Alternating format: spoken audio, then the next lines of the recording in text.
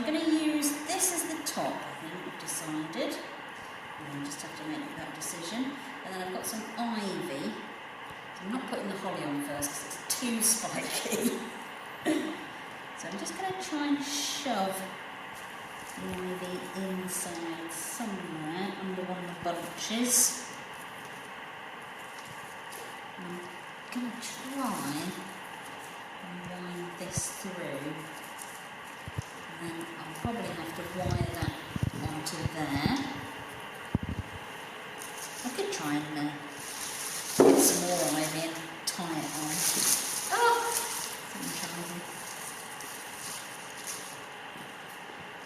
So if I try and wire that on there, I might be able to wire another piece of ivy on at the same time and let that come down.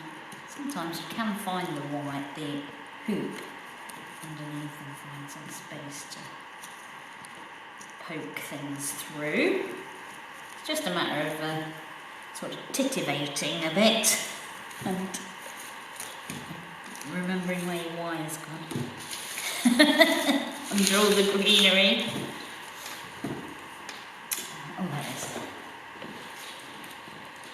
is. So for these bits, I'm just going to cut a little bit of wire.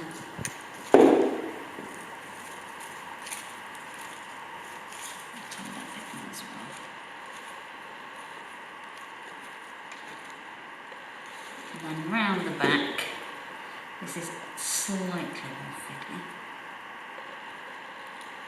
You have to get the wire and do a little loop, a little twizzle. You can sort of tighten it up as you go by twizzling it.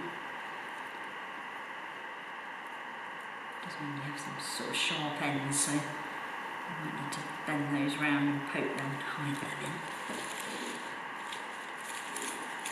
And then it's just about manoeuvring it round. I might put some more ivy on in a bit, but I'm just going to show you how to wire up a pine cone. So usually I might like to put some pine cones at the top. We've got some here. We've got some here that have been painted as well, so you could paint them white, get the kids to paint them. And then you could use acorns, drill holes in acorns, drill holes in conkers. So I'm going to get a good bit of wire. What's that? About like 30 centimetres. And the pine cone, you just put the wire in the bottom of the pine cone and weave it sort of in and out until you've got your wire at the back, and then give it a bit of a twizzle. So then you've got a pine cone and you've got two pieces of wire. And that will just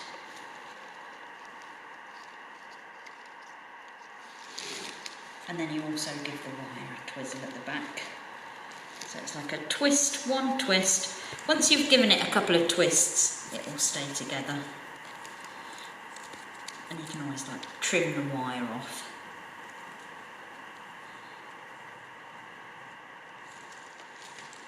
So that's one pine cone.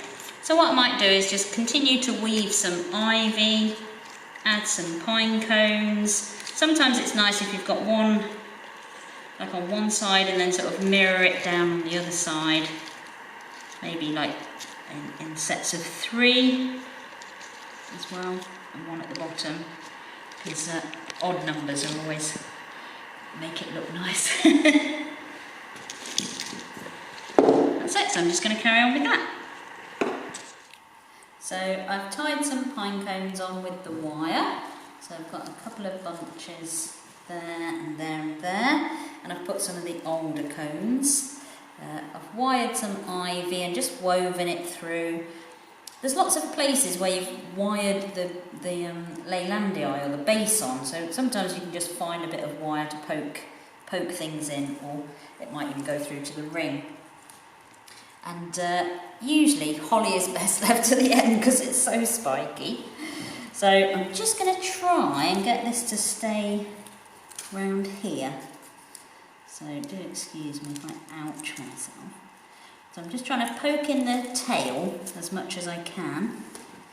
And then I might have to just put a little bit of wire around here just to sort of locate it. Always best to use more wire than you need, really, a little bit, because it's just so fiddly around the back. So I'm just going to gently pop that on, and then I'm switching fingers and giving the wire a twist at the back. Once it's been given a couple of twists, this wire tends to stay, so that's fine. I'll tidy the wires up in a bit. I do have some more holly, so I could put some more holly on here maybe. You have to sort of see where it sort of fits, and I'm not sure that does fit. But I do have some other things that you can sort of poke in. So I've got some rosemary, I've got some cotton lavender as well, which is a much paler colour. So often you can just, you'll find these end bits will just, you can just poke them in. I've also got some heather. Now the heather probably won't stay on the flowers, it might disintegrate a bit before the end of December. But you can always just like take them out if they start to look a bit tired. I'm just trying to poke it in as far as I can get it. It doesn't want to go there. So I'll try somewhere else.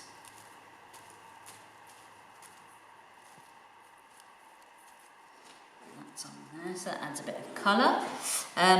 Obviously, if you can get holly with berries, then that's great. You can use those. I've got these hawthorns, these hips from the hawthorn. So I could pop those in. A bit of colour.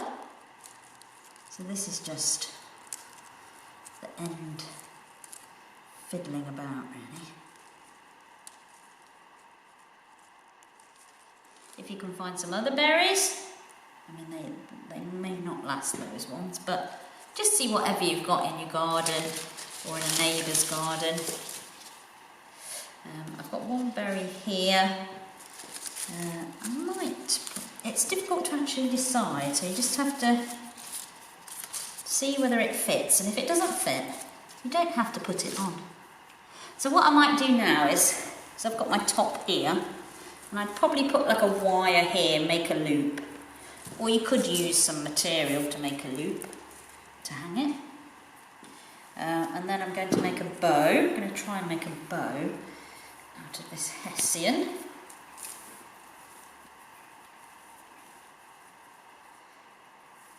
There's probably some arty way of doing this, but sometimes you just have to give it a go and see how you get on. I can always pull it out, tease it out, turn it around.